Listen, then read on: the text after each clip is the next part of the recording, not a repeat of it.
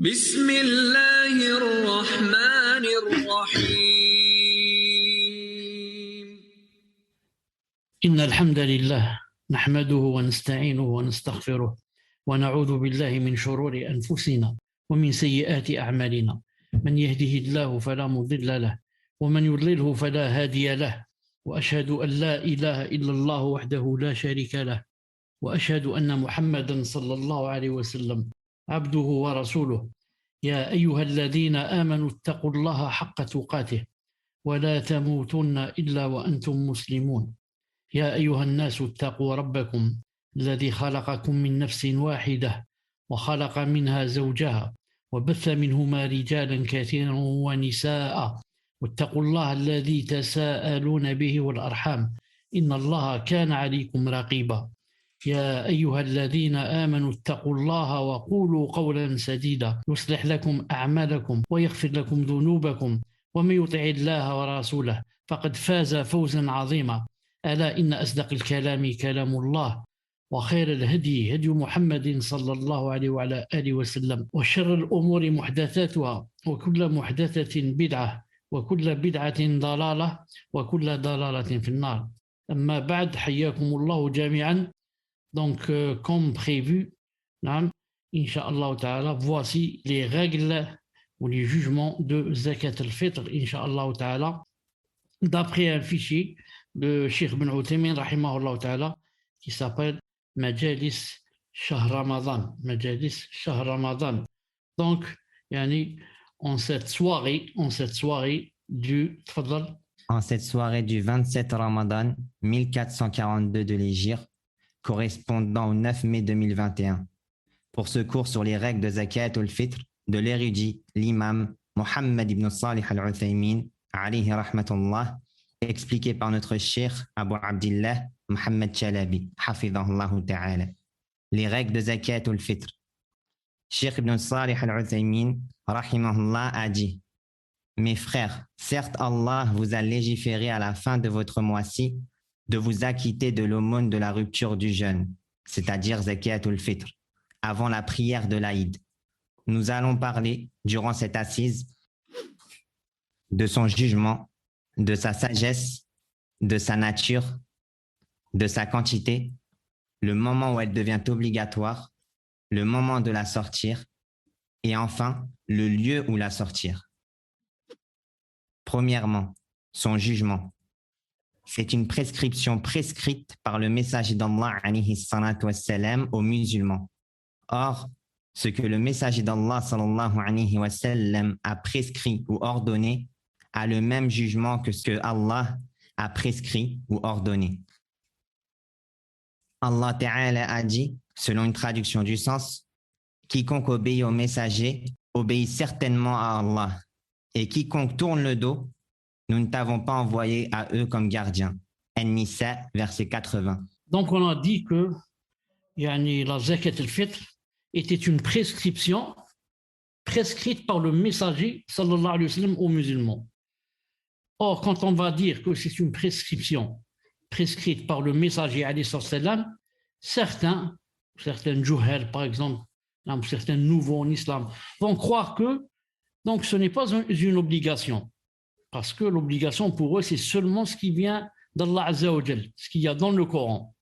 Donc, si ça vient du messager seulement, ça n'a pas beaucoup d'importance. Comme ça, croient certains, comme on les appelle les Qur'aniyoun, qui entre parenthèses sont considérés comme des apostats, des kuffars, et certains juhad. Or ici, on va citer certains versets et un ou deux hadiths pour montrer que ce qu'a prescrit le messager alayhi salam dans toute chose dans la charia, c'est la même chose, c'est comme si Allah Ta'ala l'avait prescrit. D'ailleurs, le messager alayhi salam ne prescrit aucune chose si Allah subhanahu wa ta'ala ne lui enjoint pas de la prescrire. Donc il a cité le verset: quiconque obéit au messager obéit certainement à Allah. Donc si c'est le messager qui a prescrit Zakat al-Fitr, toi, si tu lui obéis, tu as obéi certainement Allah Azza wa Jal. Naam. Et il a dit Ta'ala, selon une traduction du sens, et quiconque rentre en désaccord avec le messager, après que le droit chemin lui soit apparu, et suit un autre sentier que celui des croyants, alors nous le laisserons comme il s'est détourné et le brûlerons en enfer. Et quelle mauvaise destination. An-Nisa, verset 115. Dans le verset qui a précédé ce verset, on a montré que quiconque obéit au messager, alayhi salam, en fait, il a obéi à Allah. Maintenant, on montre le contraire. Et quiconque rentre en désaccord avec le messager, alayhi salam, qu'est-ce qui va lui arriver? Alors nous le laisserons comme il s'est détourné et le brûlerons en enfer. Et quelle mauvaise destination. Donc, pour montrer que celui qui veut contredire le prophète sallallahu alayhi wa sallam ou veut rentrer en désaccord avec lui, alors il sera brûlé en enfer. Et quelle mauvaise destination que Allah Azza wa Jalla nous préserve. Et il a dit ta'ala, selon une traduction du sens, ce que le messager vous prescrit, prenez-le. Et ce qu'il vous interdit, abstenez-vous-en. Al-Hashr, verset 7. Et Allah Ta'ala dit aussi, ce que le messager vous prescrit, alors il faut l'appliquer, l'exécuter. Et par contre, ce qu'il vous interdit, abstenez-vous-en.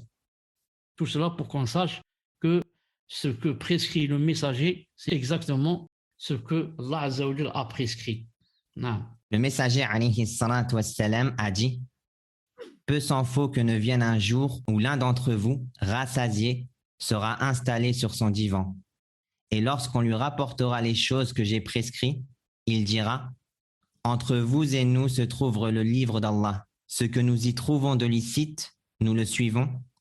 Certes, ce qu'a interdit le messager d'Allah alayhi salatu wassalam est comme ce qu'Allah a interdit. » Voir Silsilat al-Sahiha numéro 2869. Donc dans ce hadith, le prophète sallallahu alayhi wa sallam, subhanallah al-azim, c'est comme Allah Azza wa Jalla lui a levé comme ça, comme un rideau, pour qu'il puisse voir quelque chose de l'avenir.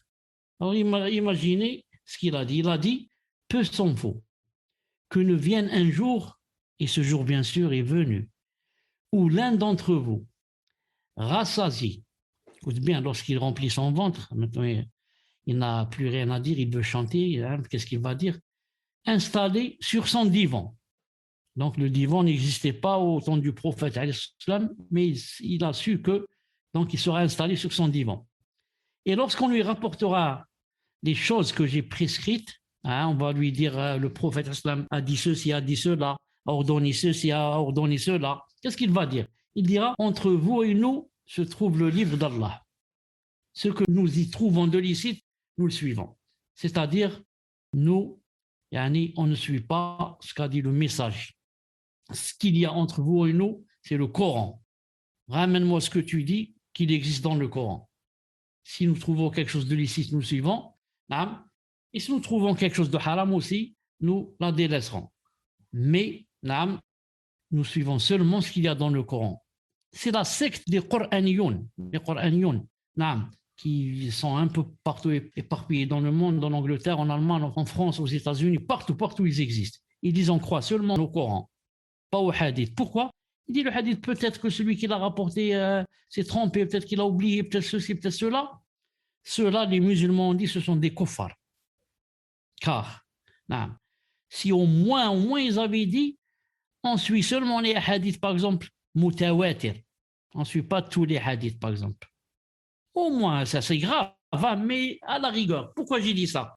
Parce que si on ne suit pas le prophète sallam, ces hadiths, donc qu'est-ce qu'on fait des versets où ils disent obéissez à Allah, obéissez au message. Mais au moins, si tu suis au moins le mutawatir, peut-être tu peux dire ya Allah, moi j'ai suivi le messager al-Salam, mais seulement dans les hadiths mutawatir. Même cela n'est pas possible, c'est des bid'a qui dit comme ça. Mais ceux-là, ils disent non, seulement ce qu'il y a dans le livre, on le suit. Alors le messager a dit, sallallahu alayhi wa sallam, certes, ce qu'a interdit le messager d'Allah est comme ce qu'a interdit Allah Azza wa Jalla. C'est la même chose. Ce qu'a interdit le messager d'Allah, c'est comme ce que Allah Azza wa Jalla a interdit. Donc, il n'y a pas d'excuse à quelqu'un qui dit, si on lui rapporte un jugement d'une chose, il dit ça c'est un hadith, c'est pas un verset. On lui dit, certes, ce qu'a interdit ou ordonné le messager, c'est comme ce qu'Allah a interdit ou ordonné. Non. C'est une prescription qui incombe à l'adulte comme à l'enfant, à l'homme comme à la femme, au libre comme à l'esclave parmi les musulmans. Abdullah ibn Umar radiallahu anhuma rapporte: le messager d'Allah alayhi salatu wassalam a imposé l'aumône de la rupture du jeûne de Ramadan d'un sa' de date ou d'orge pour tout individu, esclave ou libre, homme ou femme, enfant ou adulte parmi les musulmans, par Al-Bukhari et Muslim. Donc cette aumône qui s'appelle Zakatul Fitr, naam, elle est obligatoire pour tout individu musulman, il a dit ici, qu'il soit esclave ou libre, qu'il soit homme ou femme, qu'il soit enfant ou adulte, à condition seulement qu'il soit un musulman. Elle n'est pas obligatoire dans le cas du fœtus dans le ventre de sa mère, sauf si on veut le faire en tant qu'œuvre surérogatoire. Alors il n'y a pas de mal à le faire. En effet, l'émir des croyants Uthman, radiallahu anhu, l'a donné pour le fœtus. Pour le bébé qui se trouve dans le ventre de sa mère, ce n'est pas une obligation de donner zakat fitr pour lui. Naam. Mais si quelqu'un veut la donner en ce sens que c'est seulement recommandé, il peut la donner comme Uthman ibn Affan, radiallahu ta'ala anhu, l'émir des croyants, l'a donné. Mais on ne peut pas dire qu'elle est obligatoire, bi'idhnillahi ta'ala. Il est obligatoire au jeûneur de la donner pour lui-même, ainsi que pour ceux dont il a la charge, comme l'épouse ou un proche, qui n'ont pas la capacité de la donner pour eux-mêmes. En revanche, s'ils le peuvent, il est prioritaire qu'ils la sortent pour eux-mêmes, car c'est à eux que s'adresse l'obligation à l'origine. Pour la zakat al-fitr, le mieux, je dis le mieux, c'est que la personne elle-même, naam, qui a les moyens, on va voir c'est quoi les moyens, de la donner, de la faire sortir. Mais si quelqu'un d'autre va la sortir à la place de cette personne et que cette personne a consenti pour que la personne la sorte, alors c'est possible. Surtout si cette personne, c'est par exemple le tuteur, celui qui a la famille en charge, comme par exemple le père. Si le père dit à ses enfants, je vais sortir la zakat à votre place, ils disent d'accord, il n'y a pas de problème. Mais si quelqu'un, ou si les enfants veulent la sortir eux-mêmes de leur propre argent, c'est mieux. Elle est obligatoire uniquement pour celui qui la trouve en supplément de son propre besoin en termes de dépenses, le jour de l'Aïd et la nuit qui le précède. S'il ne trouve que moins d'un sa', il doit la sortir en raison de sa parole ta'ala, selon une traduction du sens. Craignez donc Allah autant que vous le pouvez. At-Taghabun, verset 16. Elle est obligatoire uniquement pour celui qui la trouve en supplément de son propre besoin en termes de dépenses, c'est-à-dire le jour de l'Aïd et la nuit qui le précède. Pour savoir quelle est la personne qui doit sortir la zakat al-fitr et quelle est la personne qui ce n'est pas obligatoire pour elle de la sortir. On voit quand le jour de l'Aïd et la nuit qui le précède, c'est-à-dire la veille et le jour de l'Aïd, est-ce que cette personne a de quoi se nourrir ce jour-là et la veille, c'est tout. Si la personne a les moyens de se nourrir pendant la veille et le jour de l'Aïd, donc ça devient obligatoire pour elle de sortir zakat al-fitr, Maintenant, la zakat al-fitr, on va voir que c'est à peu près, c'est un sa', c'est à peu près entre 2 et 3 kilos. C'est à peu près entre 2 et 3 kilos. Maintenant, si une personne, elle sait que la zakat est obligatoire pour elle, zakat al-fitr, mais elle n'a par exemple qu'un kilo au lieu de 2,5 ou de 3 kilos de riz, par exemple. Elle a seulement 1 kilo de riz, seulement 1 kilo de lentilles, seulement une livre, même pas 1 kilo, 1 livre de lentilles. Est-ce qu'elle dit, je la fais sortir, ou bien il faut 2,5 kg ou 3 et moi je n'ai pas le sa', donc je ne sors pas. Ici il dit quoi? S'il ne trouve que moins d'un sa', il doit la sortir en raison de sa parole d'Allah. Craignez donc Allah autant que vous le pouvez. Et moi je n'ai que un petit peu, ce petit peu je le donne, et je crains Allah subhanahu wa ta'ala. Et la parole du prophète alayhi salatu wassalam, quand je vous ordonne une chose, faites ce dont vous en êtes capable, rapporté par Al-Bukhari et Muslim. Et la même chose, la preuve aussi, le hadith. Quand je vous ordonne une chose, faites ce dont vous en êtes capable.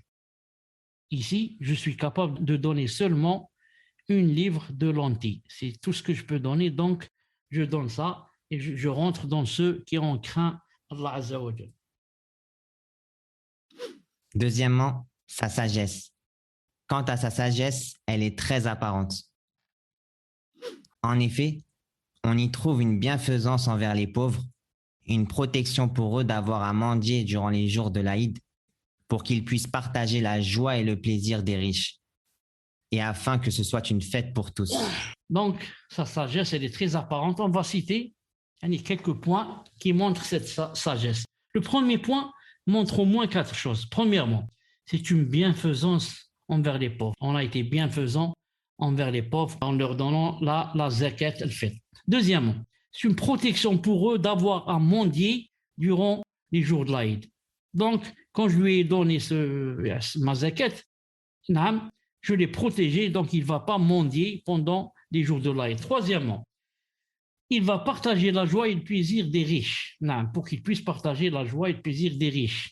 C'est maintenant, on a cette zakat, il ne mendie pas, il se considère comme un riche, Inch'Allah ta'ala. Et enfin, afin que ça soit une fête pour tous. Tout le monde est content, tout le monde est gai, tout le monde est joyeux, tout le monde est rayonnant de bonheur. Alhamdulillah. Autre point. Il s'y trouve aussi le comportement de la générosité et l'amour de consoler les autres. En la donnant, c'est une preuve que la personne qui a donné est généreuse et qu'elle aime autrui et qu'elle fait des efforts pour faire entrer le bonheur dans le cœur des autres et le sourire sur les lèvres des visages des autres.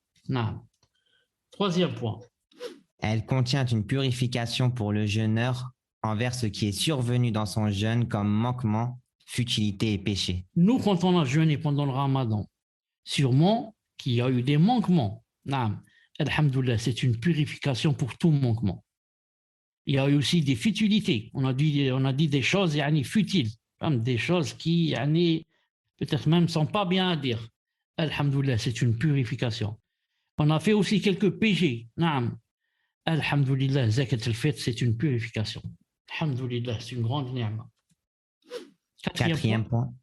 On y trouve aussi la manifestation du remerciement d'Allah pour son bienfait, qui est d'avoir pu parachever le jeûne du mois de Ramadan, d'avoir veillé ses nuits en prière et d'avoir pratiqué ce qui a été facilité comme bonnes œuvres. Alhamdulillah, dans le quatrième point, on trouve la manifestation claire du remerciement d'Allah Azza wa Jal pour son bienfait. Qui est quoi son bienfait? Qui nous a aidés à parachever le jeûne du mois de Ramadan.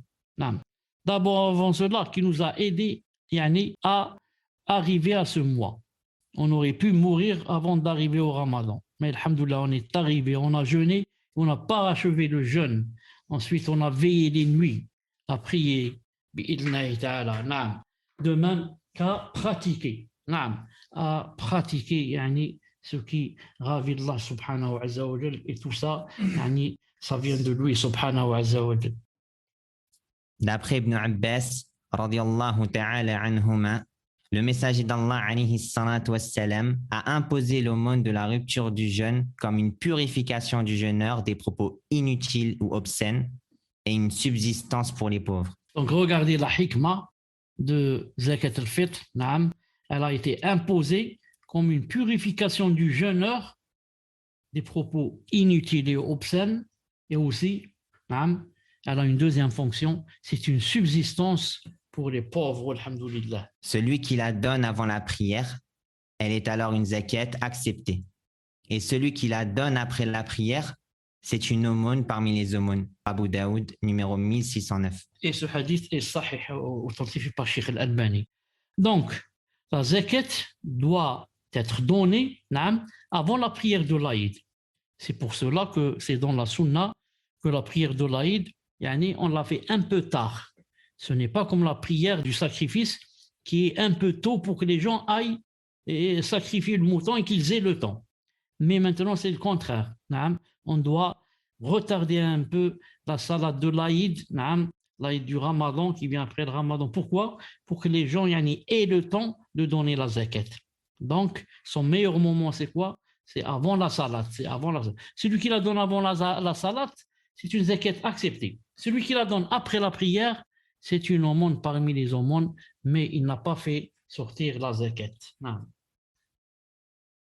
Troisièmement, sa nature. Quant à la nature de ce qu'il est obligatoire de sortir, il s'agit de la nourriture des humains, à savoir les dattes, le blé, le riz, les raisins secs, le fromage asséché ou autres parmi les nourritures des fils d'Adam. Donc, ce qu'il faut savoir, déjà, c'est que par rapport à la nature du zakat al-fitr, il faut que ça soit quelque chose que les humains mangent, comme les dattes, le blé, le riz, les raisins, le fromage ou autres parmi les nourritures des fils d'Adam. En effet, dans les deux recueils authentiques, dans le hadith d'Ibn Umar, radiallahu anhuma, il dit: le messager d'Allah alayhi salatu wassalam, a imposé l'aumône de la rupture du jeûne de Ramadan d'un sa' de dattes ou d'orge, rapporté par Al-Bukhari et Muslim. Donc ici, il étaye aussi que ça doit faire partie de la nourriture des humains. Il dit ici un sa' entre 2 et 3 kilos de dattes ou d'orge. L'orge faisait partie de leur nourriture à cette époque. Comme a dit Abu Sa'id al-Khudri, radiallahu anhu, à l'époque du prophète alayhi salatu wassalam, nous donnions le jour de la rupture du jeûne un sa' de nourriture. Et notre nourriture était constituée d'orge, de raisins secs, de fromage asséché et de dattes. Al-Bukhari. Donc, qu'est-ce qu'il a dit Abu Sa'id al-Khudri radiallahu anhu? À l'époque du prophète alayhi salam, nous donnions le jour, la zakat al-fitr, un sa' de nourriture. Et c'était quoi notre nourriture? Leur nourriture. Elle était constituée d'orge, raisins secs, fromage asséché et de dattes. Non. Le fait de la sortir sous forme de nourriture pour les bestiaux n'acquitte pas l'obligation, car le prophète sallallahu alayhi wa sallam l'a prescrite en tant que nourriture pour les pauvres, non pour les bestiaux. Non. Pourquoi on a cité au début qu'il fallait qu'elle fasse partie de la nourriture des êtres humains? Et il dit aussi que si on la fait sortir en tant que nourriture des bestiaux, ça n'acquitte pas l'obligation. Car la personne, si on ne lui explique pas, peut-être qu'elle croit qu'on peut sortir de toute chose. Et quelqu'un qui vit à la campagne, qui est un fermier par exemple, il a une écurie où il a plein de foin par exemple, des bottes de foin. Il dit, moi je vais sortir par exemple 20 bottes de foin en tant que zakat al-fitr. On lui dit, il y a une condition. La zakat al-fitr, il faudrait que ça soit de ce qu'on mange nous, les humains, pas les bestiaux. La botte de foin, c'est pour le cheval, la vache, et les autres animaux. Nous, on parle de zakat al-fitr qui est pour les êtres humains. Donc, ce n'est pas valable de la faire sortir comme nourriture de bestiaux. Et l'obligation n'est pas non plus acquittée en la sortant sous forme d'habits, tapis, ustensiles, affaires et autres parmi les choses qui ne sont pas de la nourriture pour humains. Car le prophète alayhi salatu wassalam l'a prescrite sous forme de nourriture. Alors on ne doit pas outrepasser ce qu'a désigné le messager alayhi salatu wassalam. Sallallahu alayhi wa sallam. Et le messager a bien dit que tu'matan din masakin.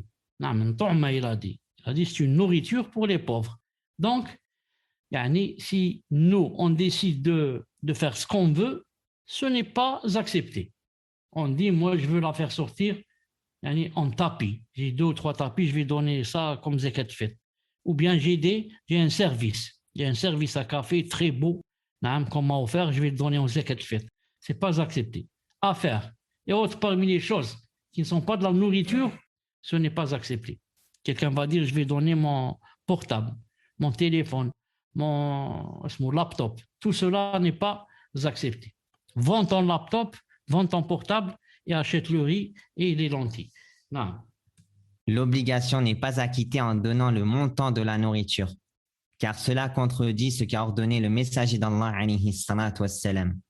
Il a été authentiquement rapporté de lui, sallallahu alayhi wa sallam, qu'il a dit: celui qui fait une œuvre sur laquelle n'est pas notre ordre, alors celle-ci est rejetée. Et dans une autre version, celui qui innove dans notre affaire-ci une chose qui n'en fait pas partie, alors cette chose est rejetée. Donc, ce n'est pas permis de donner la zakat al-fitr, de la donner en argent. Si on donne le montant, cela n'est pas accepté car cela contredit ce qu'a ordonné le messager alayhi salam. Il a ordonné qu'elle sorte en nourriture. Et il a dit alayhi salam, celui qui fait une œuvre sur laquelle n'est pas notre ordre, alors celle-ci est rejetée.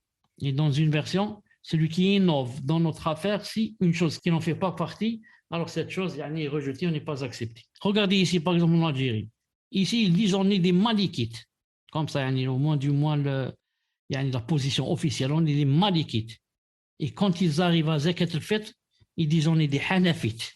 Non, ça, on n'est plus Imam Malik, on est Abu Hanifa. Pourquoi? Parce qu'Imam Malik dit si elle sort en argent, elle n'est pas acceptée. Si tu donnes de l'argent aux pauvres à la place de Zakat al-Fitr, c'est comme si tu n'as rien donné. Elle n'est pas acceptée. Elle est acceptée peut-être en aumône, non, mais pas en Zakat al-Fitr. Pas en Zakat al-Fitr. Alors ici, quand ils ont trouvé que l'imam Malik a dit qu'il faut que ça soit seulement en nourriture, ils ont dit on prend de l'avis de Abu Hanifa. Maintenant, Imam Malik, on l'oublie ici. Non. D'autre part, sortir le montant de la nourriture contredit la pratique des compagnons qu'Allah les agrée. En effet, ces derniers la sortaient sous forme d'un sa' de nourriture et le prophète alayhi salatu wassalam a dit « Accrochez-vous à ma sunna et à celle des califes bien guidés et de droiture après moi », rapporté par Ahmed. Authentifié par Cheikh Al-Albani, rahimahullah.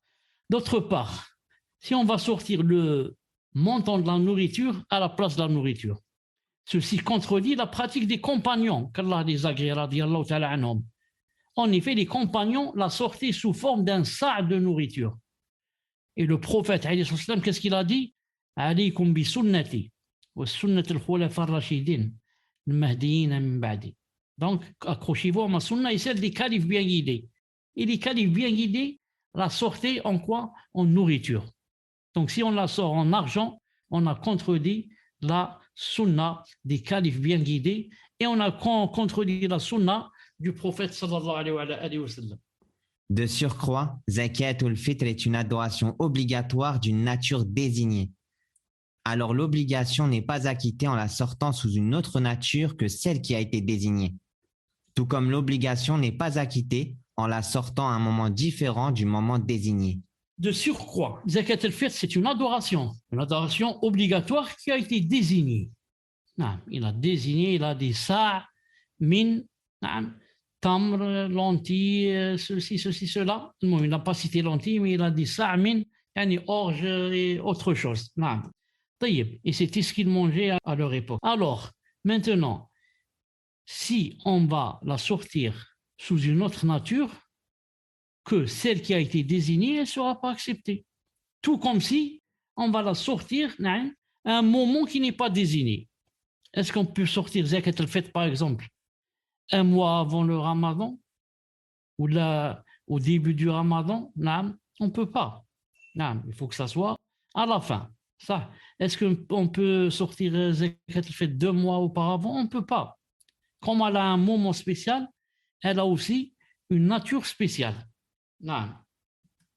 De plus, le prophète alayhi salatu wassalam a désigné différentes sortes de nourriture dont les montants diffèrent pour la plupart. Si on devait considérer le montant, l'obligatoire aurait été de sortir un sa' d'une certaine sorte, en plus de ce qui équivaut à sa valeur parmi les autres sortes. S'il fallait, ou là on pouvait, ou là c'était obligé, de la sortir en argent.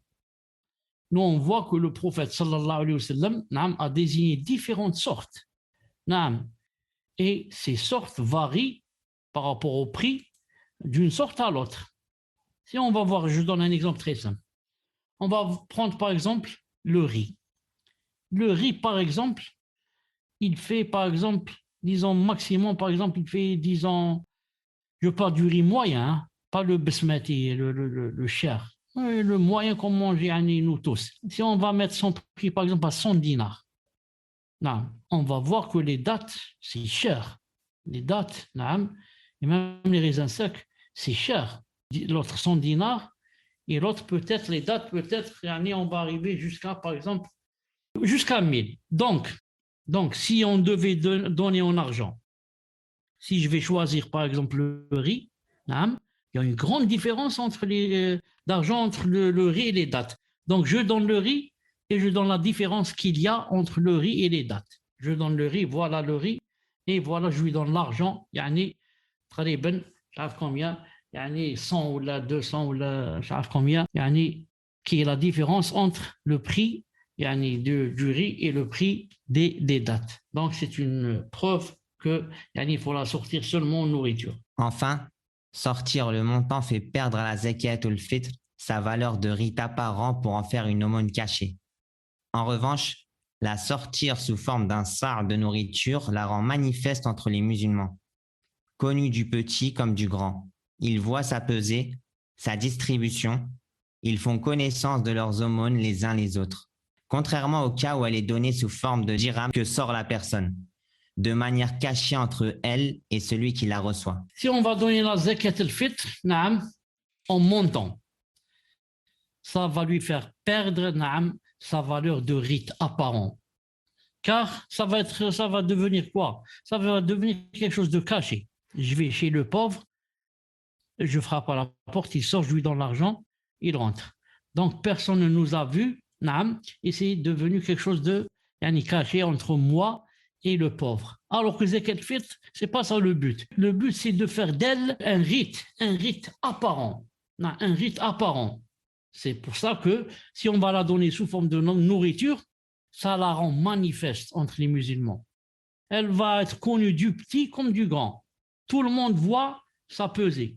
Tout le monde voit sa distribution, qu'on est en train de la distribuer. Ils font connaissance de leurs aumônes les uns les autres. C'est pour cela que si maintenant on va la donner en argent, son rite ne sera plus apparent. Et personne ne sait que c'est zakat al-fitr et qu'on doit donner maintenant zakat al-fitr. Quatrièmement, sa quantité. Concernant la quantité de la zakat ou le fitr, il s'agit d'un sa' de la mesure du sa' du prophète alayhi salatu wassalam, dont le poids atteint, en termes de mithqal, 480 mithqal de blé de bonne qualité. En kilos, il s'agit de 2,04 kg de blé de bonne qualité. En effet, le poids du mithqal est de 4,25 grammes. L'équivalent de 480 mithqal est donc 2040 grammes. Si la personne veut connaître le sa' prophétique, qu'elle pèse 2 kg et 40 grammes de blé de bonne qualité, puis elle les met dans un récipient qui prend cette quantité en le remplissant, puis elle s'en sert pour mesurer le volume. La zakat al-fitr, c'est quoi? C'est un sa'. Il s'agit d'un sa'. Un sa', c'est quoi? C'est on va regrouper les deux mains ouvertes. J'ouvre mes deux mains, je les colle les unes à l'autre. Il faut que ça soit les mains d'un homme qui a des mains moyennes, pas petites, comme en général les mains d'une femme, ni très grandes, qui sortent de l'ordinaire, mais quelqu'un de moyen. Il regroupe ses deux mains et il les fait rentrer, par exemple, dans un sac, par exemple, de blé. Il remplit les deux mains, il les met de côté. Ça, c'est une fois. Il fait la même chose la deuxième fois. Ensuite, il remplit ses deux mains la troisième fois. Il remplit ses deux mains la quatrième fois. Ensuite, on pèse ce qu'on a maintenant de côté, ce qui a été rempli 4 fois par les deux mains. Ça s'appelle un sa'. Les savants ont dit ça donne à peu près entre 2 kilos et 3. Cheikh Ben Uthaymin rahimahullah ta'ala dit 2 kilos 40 grammes. Cheikh Ben Baz rahimahullah ta'ala dit 3 kilos. Il dit pour être sûr, on donne 3. Il a dit l'ahwat. Il a dit c'est possible 2 et quelques, c'est valable. Mais il a dit pour être plus sûr, on donne 3. Cheikh Ben Uthaymin a dit 2 kilos et quelques, ça suffit. Mais à la fin du cours, il y a comme un fichier où il y a par gramme ce qu'il faut sortir. Par gramme, ce qu'il faut sortir. Juste, j'ouvre une petite parenthèse. Des fois, la personne, par exemple, elle va sortir sa zakat en, qu'est-ce qu'il a dit ici? Blé, en blé. En blé, c'est 2 kilos 40 grammes. Il ne va pas quand même être... comment on dit, minutieux ou judicieux au point de dire donnez-moi 40 grammes de blé. Au moins 2 kilos 100, au moins 2 kilos 100. Et mieux 2 kilos et demi. 2 kilos et demi de blé. C'est pas 40 grammes, on va faire la tijara avec Allah subhanahu wa ta'ala en donnant 1 gramme de plus, 1 gramme de moins. Et donne 2 kg 100 khlas. Mais les savants ont dit, si tu donnes 2 kg 40 comme il se doit, tu as fait l'obligatoire. Alhamdoulilah, personne ne t'ordonne de donner en plus.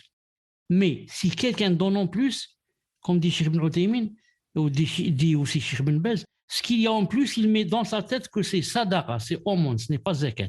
Zakat, c'est 2 kg 40. Ce qu'il y a en plus, je vais le trouver demain quand je rencontre Allah subhanahu wa ta'ala en sadaqa. Et pourquoi j'ai dit comme ça, il ne faut pas demander les grammes, etc. Des fois, tu vas acheter par exemple le blé, c'est en paquet. Non, le paquet, il contient par exemple 2,5 kg. Tu ne vas pas lui dire, enlevez-moi, laissez-moi seulement 2,40 kg. Donc, qu'est-ce que tu vas faire? Tu donnes directement le paquet 2,5 kg en mettant dans la tête que ce qu'il y a en plus, c'est Inch'Allah Ta'ala sadaqa. Et je voudrais la trouver demain chez Allah subhanahu wa ta'ala. Non. Cinquièmement, son temps. Concernant le temps de l'obligation de l'aumône de la rupture, c'est au moment du coucher du soleil, la nuit qui précède l'Aïd. La personne concernée par l'obligation à ce moment a l'obligation de la sortir, sinon non. Par conséquent, s'il meurt avant le coucher de soleil, même de quelques minutes, l'aumône de la rupture ne lui est pas obligatoire.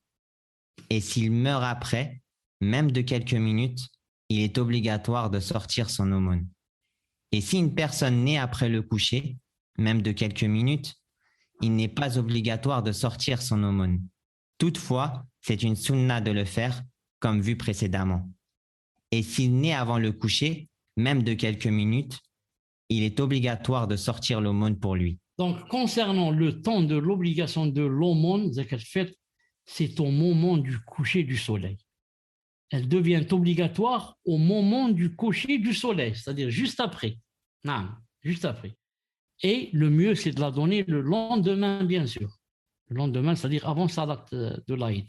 Donc, si une personne concernée par l'obligation à ce moment a l'obligation de la sortir, sinon, non. Par conséquent, si une personne meurt avant le coucher du soleil de quelques minutes, l'aumône de zakat fitr ne lui est pas obligatoire. Il est mort avant le coucher du soleil. Et la zakat est obligatoire après le coucher du soleil. Et s'il meurt après, même de quelques minutes, c'est obligatoire de sortir son aumône. Sa famille va sortir son aumône. Il est mort après, il y a l'obligation, après le coucher du soleil. Et si une personne naît après le coucher, même de quelques minutes, il n'est pas obligatoire de sortir son aumône, parce qu'il est né après. Toutefois, si on le fait, c'est sunnah. Et s'il naît avant le coucher, même de quelques minutes, c'est obligatoire de sortir pour lui zakat al-fitr. Le temps de l'obligation débute au coucher du soleil de la nuit précédant l'Aïd, car il s'agit du temps où l'on rompt le jeûne de Ramadan. Et l'aumône est annexée à cela. On l'appelle l'aumône de la rupture de Ramadan. Par conséquent, le jugement est relié à ce temps. On l'appelle zakat al-fitr. C'est pour ça qu'on ne la donne pas au début du Ramadan. Pourquoi elle s'appelle zakat al-fitr? Fitr, c'est la rupture du Ramadan. Non. Donc, elle a été annexée à la rupture. Zakatou al-fitr. Donc, on la donne quand il y a le fitr. Sixièmement, le moment où on doit la sortir. En ce qui concerne l'instant où on la donne, il y a 2 temps. Un temps méritoire et un temps permis. Petit a, quant au temps méritoire. Il s'agit du matin de l'Aïd avant la prière. Compte tenu de ce qui a été rapporté dans le recueil authentique d'Al-Bukhari, du hadith d'Abu Sa'id al-Khudri, radiallahu anhu, qui a dit: à l'époque du prophète, alayhi salatu wassalam, nous donnions le jour de la rupture du jeûne un sa' de nourriture. Donc, elle a 2 temps. Quand est-ce qu'on sera zakat al-fitr? Elle a 2 temps.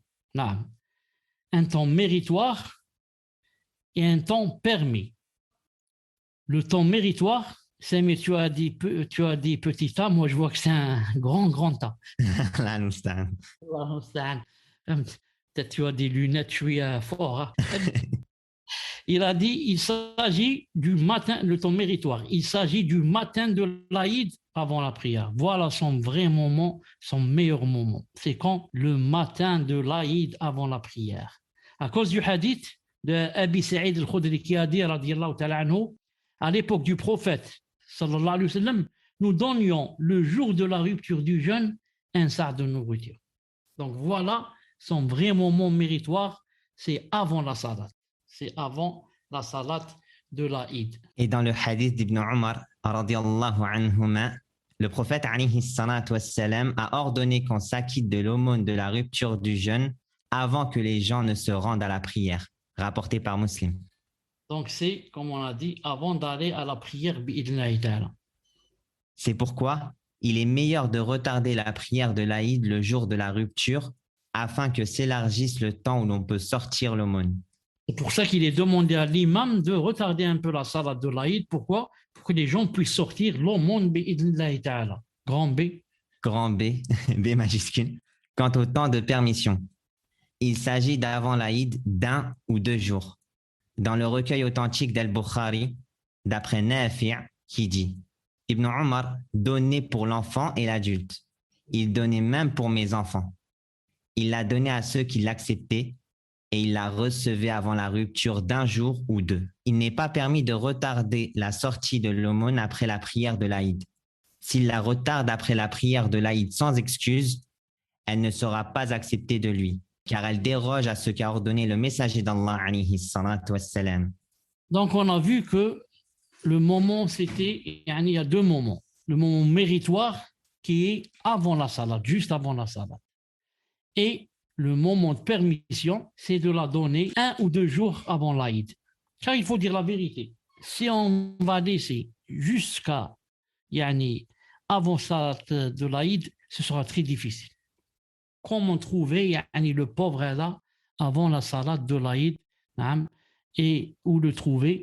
Et il y a la salat qui nous attend, sauf bien sûr si, premièrement, l'imam va retarder la salat et deuxièmement, j'ai donné rendez-vous avec celui à qui je vais donner la zakat. Je lui dis, viens demain, on se rencontre avant la salat, je te la donne. Ce serait magnifique, alhamdoulilah. À part cela, c'est permis de la donner 1 ou 2 jours auparavant. Mais attention, ceux qui ont dit cela, ils ont vu d'abord que c'est difficile de la donner le matin de l'Aïd et deuxièmement, ils ont cité le hadith d'Abdullah ibn Omar qui est authentique, comme quoi il donnait pour l'enfant et l'adulte, il l'a donné à ceux qui l'acceptaient et il la recevait avant la rupture d'un jour ou 2. Donc ils ont dit, voilà Abdullah ibn Omar, un sahabi très connu, le fils de Omar ibn Khattab, il l'a donné avant l'Aïd, 1 jour ou 2.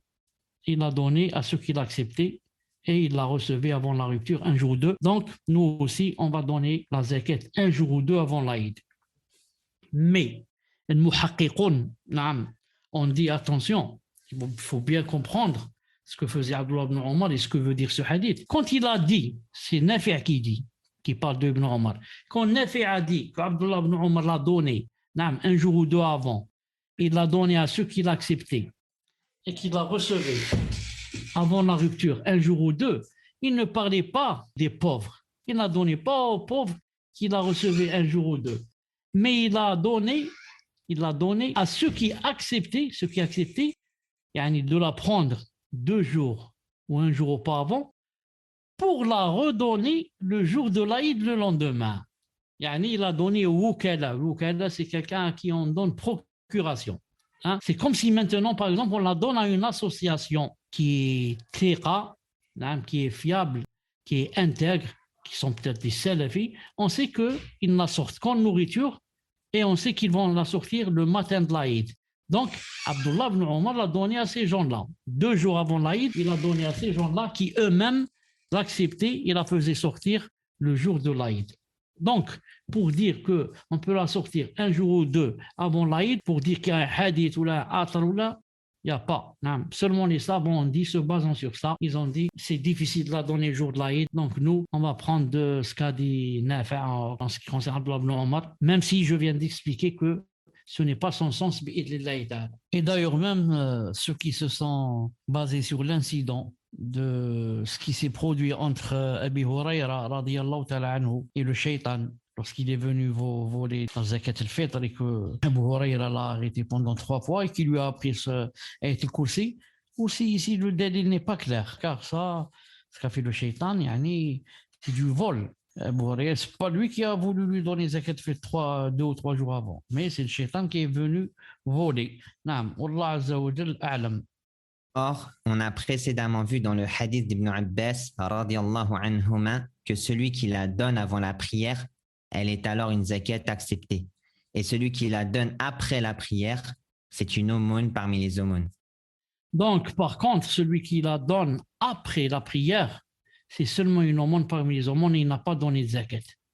Donc, il faut la donner soit avant la prière, le temps méritoire, soit un jour ou deux avant quoi? Yani avant le jour de l'Aïd, et c'est le temps permis. C'est le temps permis. Naam. Néanmoins, s'il l'a retardé pour une excuse, alors il n'y a pas de mal. Mais des fois, naam, on peut yani, ne pas la donner avant l'Aïd. Naam. Et avant la prière, ni un jour avant, ni deux jours avant. Pourquoi?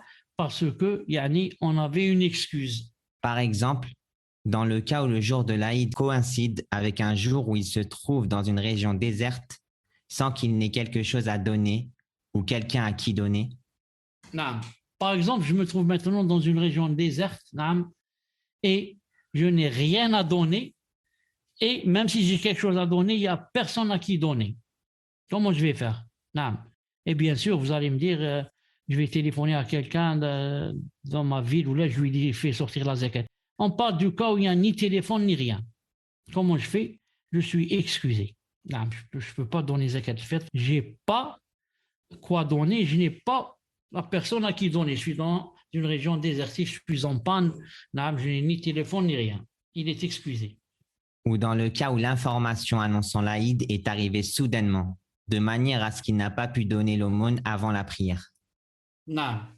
Donc, j'ai appris que l'Aïd, c'est par exemple demain, et maintenant c'est trop tard, il est minuit, tout est fermé, naam, et je n'ai pas comment donner la zakat, yani le matin, c'est très difficile. Ou s'il s'appuyait sur une personne afin qu'elle la donne pour lui, mais que cette dernière a oublié de la sortir, alors il n'y a pas de mal à ce qu'il la donne, même après l'Aïd, car il est excusé en cela.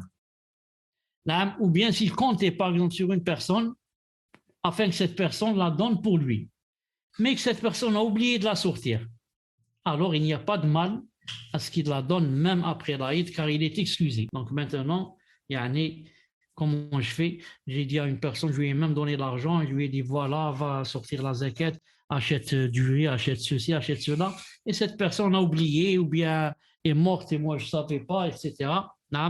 Donc je suis excusé. Qu'est-ce que je fais? Je peux la donner après l'Aïd, bi'idhnillahi ta'ala. Comme dans les deux premiers cas aussi. Dans les deux premiers cas, je donne ma zakat après l'Aïd. Naam. L'obligatoire consiste à ce qu'elle parvienne à ses ayants droit ou à la personne déléguée à son temps avant la prière. Voilà l'obligatoire, c'est de la donner avant la prière. S'il avait l'intention de la donner à une personne, mais il ne l'a pas rencontrée, ni son délégué, au moment de la sortir, alors il doit la donner à un autre ayant droit et il ne doit pas la retarder de son temps. Naam. Si maintenant c'est bientôt la salat de l'Aïd et qu'il faut qu'il donne la zakat et il a donné rendez-vous à quelqu'un pour la lui donner le matin, par exemple, avant salat, naam, et cette personne n'est pas venue, et maintenant c'est bientôt la salat, qu'est-ce qu'il fait? La personne n'est pas venue, ni elle, ni son délégué à qui il a donné procuration. Donc il choisit une autre personne, pauvre, et il la lui donne bi'idhnillahi ta'ala. Septièmement, l'endroit où la sortir. En ce qui concerne l'endroit où la sortir, elle est donnée aux pauvres de l'endroit où il se trouve au moment de la donner, que ce soit son lieu de résidence ou autre, parmi les pays musulmans, particulièrement s'il s'agit d'un endroit méritoire comme la Mecque ou Médine, ou un lieu dont les pauvres sont davantage dans le besoin. La personne dans la zakat donne sa zakat au moment où elle se trouve, le moment de la zakat. Si maintenant il y a des difficultés à la donner au moment où je suis, comme on a dit, on a vu plusieurs fois, il délègue quelqu'un dans son pays, il téléphone à son fils ou à son père, là, il lui dit, fais sortir la zakat à ma place, il n'y a pas ici, yani, où donner la zakat. Sinon, le mieux, c'est de la donner à l'endroit où on est au moment de la zakat, bi'idhnillah. S'il se trouve dans un pays où il n'y a personne à qui on donne la zakat, ou s'il ne connaît pas les ayants droit qui s'y trouvent, il doit déléguer quelqu'un qui la donnera pour lui dans un endroit où se trouve un ayant droit. C'est exactement ce que je viens d'expliquer maintenant. Non. Les ayants droit à l'aumône de zakat ou al-fitr. On a vu que par rapport à celui qui doit donner la zakat, c'est celui qui a ce qui lui suffit la veille de l'Aïd et le jour de l'Aïd. Si tu as ce qui te suffit pour une nuit et une journée, tu dois donner zakat al-fitr. Maintenant, on va voir à qui a le droit de prendre zakat al-fitr. Qui a le droit de prendre zakat al-fitr? Les ayants droit à l'aumône de la rupture du jeûne sont les pauvres, les endettés qui ne peuvent régler leurs dettes. On leur donne de l'aumône en fonction de leurs besoins. Donc, celui qui a le droit de prendre zakat al-fitr, sont les pauvres, les endettés par exemple. Les pauvres, un pauvre en islam, c'est quelqu'un qui n'a pas ce qui lui suffit pour une année. Si quelqu'un n'a pas ce qui lui suffit pour une année, donc il est considéré comme pauvre. Comment il fait pour savoir si ça lui suffit pour une année ou pas? Il voit combien qu'il touche par mois. Je vais donner un exemple comme ça, très simple. Très simple. Par exemple, c'est tout. Samir, compte avec moi. S'il touche par exemple 100 euros par mois, combien ça va lui faire pendant une année? 1200. 1200 euros par an. Et lui, il dépense par an, par exemple, 3000. 3000. Alors, est-ce que 1000, ça suffit? Ça suffit pas. Les savants disent, celui qui n'a pas, du tout, ce qui lui suffit pendant une année, ou a moins de la moitié, on l'appelle, donc on dit de lui que c'est un pauvre. Ils font la différence entre le pauvre et le miskin. Miskin, je sais comment on dit, le fuqara ou le masakin. Comment on dit le miskin? Il y a le pauvre et le miskin. Miskin, c'est quoi en français? Besogneux. Besogneux, peut-être. Besogneux, ils disent, il peut arriver jusqu'à la moitié. Mais l'autre, il n'a rien. Le pauvre, il n'a rien. C'est pour ça, il a le droit de prendre la zakat al-fitr bi'idhnillahi ta'ala. Il est permis de répartir l'aumône entre plusieurs pauvres. Donc, on va faire ouvrir quelques parenthèses. Il est permis de répartir l'aumône entre plusieurs pauvres. Maintenant, moi, j'ai ma zakat al-fitr, par exemple. Ma zakat al-fitr qui est quoi? Qui est, par exemple, disons 2,5 kg, par exemple, de riz. Ce n'est pas obligé que je la donne à une seule personne. Je peux la répartir entre deux personnes, par exemple. Donner à celui-là la moitié, donner à l'autre la moitié. Moi, mes 2,5 kg, je les ai sortis. Mon sa', je l'ai sorti. Reste, ce n'est pas obligé de le donner à une seule personne. Je peux le donner à 2, 3, 4 et comme ça. Et il est permis de donner plusieurs aumônes à un seul pauvre.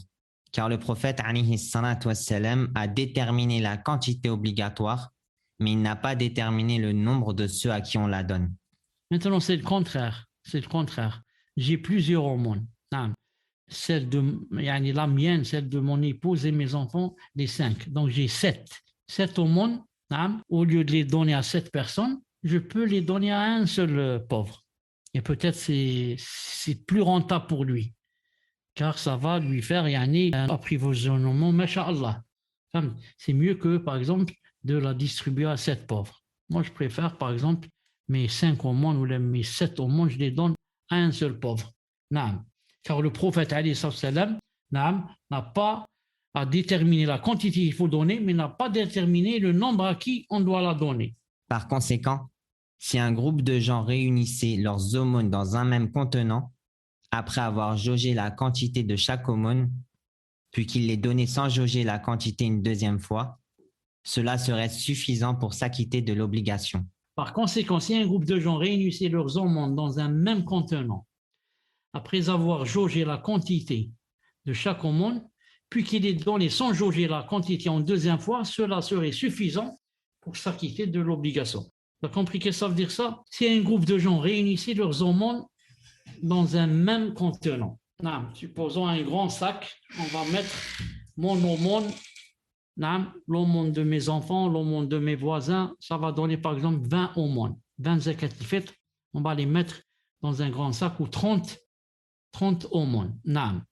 Après avoir jugé la quantité de chaque aumône. Moi, j'ai jaugé la quantité de mon aumône. Je sais que j'ai un sa'. Je sais que mon épouse a un sa'. Je sais que mes enfants ont un sa'. Les voisins, tous, ils m'ont donné un sa'. Et on les a mis dans un grand sac. Puis maintenant, on commence à en distribuer pour donner aux pauvres sans jauger. On prend comme ça et on donne. C'est permis. Pourquoi? L'essentiel, c'est que Nous, on a fait sortir ce qu'on devait sortir. Maintenant, ce n'est pas très intéressant, yani, combien va prendre celui-là et combien va prendre celui-là. L'essentiel, c'est que yani, l'obligatoire a été sorti bi'idhnillah azza wa jal. Naam. Mais il convient qu'ils informent le pauvre qu'ils ne connaissent pas la quantité de ce qu'ils lui donnent, afin qu'il ne soit pas trompé, s'il la donne lui-même sans connaître son volume. Naam. On a dit, c'est aussi important. Il convient qu'ils informent le pauvre qu'ils ne connaissent pas la quantité de ce qu'ils lui donnent, afin qu'il ne soit pas trompé s'il la donne lui-même. C'est-à-dire maintenant, si on a pris beaucoup d'aumônes, zakat, la mienne, celle des voisins, de mes enfants, de l'immeuble, on les a mis dans un grand récipient. Et elles ont été jaugées auparavant. Chacun a donné un sa, bien sûr, un sa ou plus.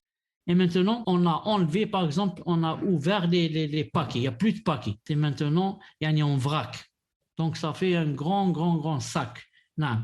Maintenant, comme j'ai dit, on va donner aux gens, mais attention, si on va leur donner comme ça en vrac, on va leur dire et les informer que yani, ce n'est pas jaugé. Ce n'est pas jaugé. Yani, je peux te donner moins d'un sa. Pourquoi je l'avertis? Parce que peut-être lui, il va dire, puisqu'on m'a donné tant, donc ce temps, je vais le donner moi aussi comme zakat fait. Parce que le pauvre, quand on lui donne zakat fait, lui aussi, il a le droit de prendre de cette zakat et donner sa zakat.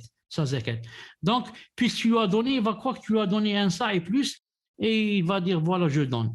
Non, on lui dit, attention, nous, on a jaugé, certes, auparavant, ensuite on a mis tout en vrac. Et maintenant, on donne comme ça, yani, sans savoir combien qu'on donne. Donc, toi, si tu veux donner ça aussi comme zakat, tu dois quoi? Tu dois jauger. Va voir si tu as un ça ici pour pouvoir donner. Non. Enfin, sache qu'il est permis au pauvre, s'il prend l'aumône d'une personne, de la donner pour lui ou un autre de sa famille, s'il l'a jaugée, ou si celui qui la lui a donnée l'a informé qu'elle est complète et qu'il a confiance en ses propos. Voilà, enfin, sache qu'il est permis au pauvre, s'il prend l'aumône, de la donner aussi, lui aussi, il peut la donner en zakat. Tu donnes à quelqu'un la zakat, et lui aussi, il donne la zakat. Non. Mais à condition, comme j'ai dit, il faut qu'il sache si elle a été jaugée ou pas. Ou si celui qui lui a donné l'a informé qu'elle est complète et qu'il a confiance en lui, que il lui a vraiment donné une zakat complète, comme ça, pour que s'il donne lui, il la donne complète. Juste pour revenir un peu, Marshall, on a terminé, donc on est sur ici, combien qu'on est? 24 sur 27. Il reste seulement 3 diapos. Juste pour dire que par rapport, pour revenir par rapport à celui qui prend la zakat, qui a le droit de la prendre, on avait dit que c'était le faqir, le pauvre. Il y a le faqir et le miskin. Mais les savants font la différence entre les deux. Ils disent que le pauvre, le faqir, c'est celui qui ne possède rien, il n'a vraiment rien, ou bien il possède moins de la moitié que ce que lui suffit une année. Moins de la moitié que ce que lui suffit une année. Contrairement au miskin, au besogneux, qui lui, il a la moitié, yani, alhamdoulilah, il a la moitié de ce que lui suffit une année, mais il n'a pas yani, ce qui lui suffit toute une année. Il a seulement la moitié. S'il a seulement la moitié, il s'appelle un miskin. Mais s'il n'a rien du tout, ou moins de la moitié, on l'appelle un pauvre. Et celui-là, il a le droit de prendre la zakat. Comme tout à l'heure, dans le cas où il dépense 3 000 euros, par exemple, par an, et sa rentrée, c'est seulement de 1 000. Donc, là, il a moins que la moitié. La moitié, c'est 1 500. Il a moins de la moitié de ce qu'il dépense. S'il a moins de la moitié, il est considéré comme pauvre. S'il est pauvre, il peut prendre de la zakat bi'idhnillah subhanahu wa ta'ala. On continue, Inch'Allah. Voilà donc le tableau. Et comme j'ai dit tout à l'heure, ce n'est pas obligé, par exemple, ici, à 40 grammes, difficile, 1640 grammes, 2060 grammes. Par exemple, ici, 1640 grammes de raisin sec, il dit, donnez-moi par exemple 1700 grammes, 1700. 2060, ça fait 2 kg 60 grammes. Il dit carrément, donnez-moi 2 kg 100, par exemple. Ou alors 2 kg 500. Et comme ça. Donc voilà, Inch'Allah ta'ala, pour le tableau. Si vous voulez prendre une capture d'écran, prenez-la, parce que je vais fermer le salon. Bi'idhnillah ta'ala. Samira, as-tu quelque chose à dire? Naam, Cheikh. Je publierai le tableau juste après le cours sur la chaîne Telegram du Cheikh, Inch'Allah ta'ala. C'est bien, c'est très bien. جزاك الله خيرا. كامل tu es là؟ نعم شيخ. واش راك لاباس بخير؟ الحمد لله، أحسن الله إليكم شيخ، بارك الله فيكم على هذا الدرس. Pour été long, قدر الله ما شاف عاد, mais il fallait que je le finisse comme ça, c'est mieux que de le diviser en deux. Peut-être la personne va écouter le premier cours, on va pas écouter la fin, et il y aura beaucoup de manquements, صح؟ نعم. طيب سبحانك اللهم وبحمدك أشهد أن لا إله إلا أنت أستغفرك وأتوب إليك وسأحفظكم. صحفتكم شيخ، أحفظكم جزاكم شيخ. الله خيرا، بارك الله فيكم شيخ. السلام عليكم. السلام ورحمة الله وبركاته.